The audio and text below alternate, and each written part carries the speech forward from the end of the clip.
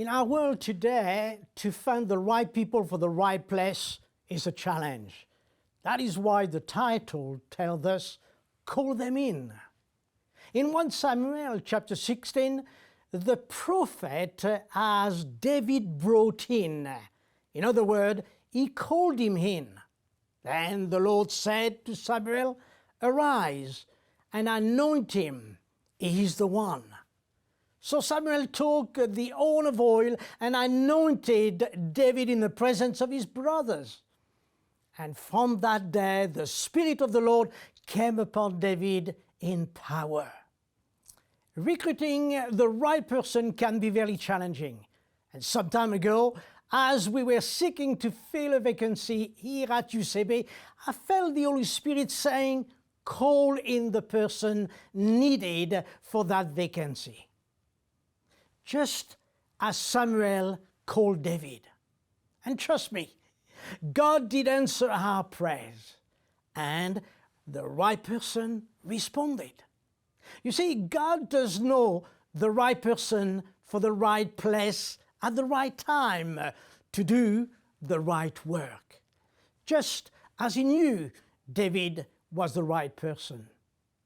Not only does he make sure that we have the competency for the job, but he also anoints them before their appointment.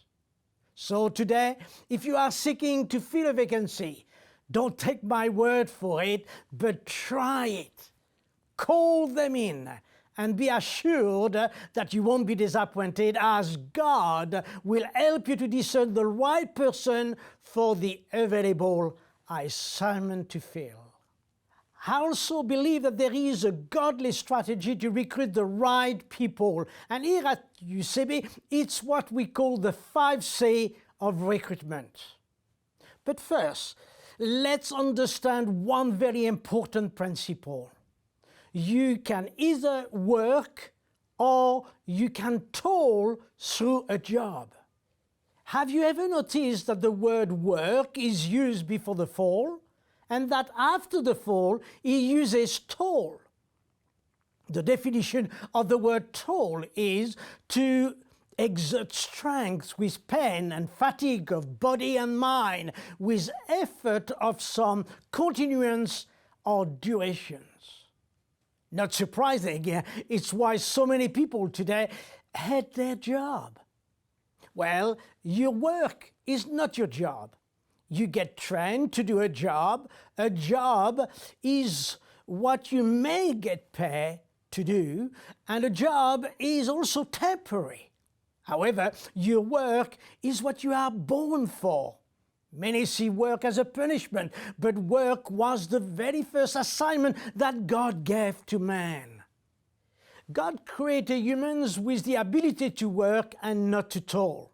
The first instruction God gave Adam was work, to tend the Garden of Eden. You can check that in Genesis 2:15. And to tend means to look after, watch over, and care for, minister to, or wait on with service. And it was later, after the fall of man, and when sin entered into the world, that the word toil is used. So, from a biblical definition, work means to become what God created you for. Your work is your life's unique assignment to reveal yourself and your unique gift to the world.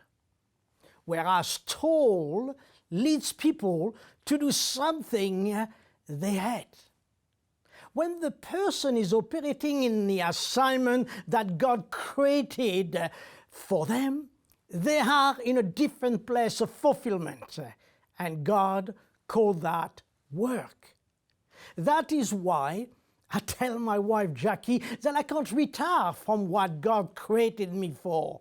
But one day, I can retire from paid employment, and I can still continue working to fulfill the very purpose that I was created for. Therefore, if you are to enjoy life to the full, knowing the difference between work and toil is vitally important, especially as research tells us that 1/3 of our life is spent at work. That is 90,000 hours of work that an average person will spend over their lifetime. Therefore, let's make sure that we are working and not tolling. Next time, let's explore together what we call here at UCB the 5 C of recruitment. But let me leave you with this question. Are you working? That is becoming what God created you for? Or are you tolling and doing your job instead of enjoying your work? So make sure that you find the real experience of what work is really about. God bless you.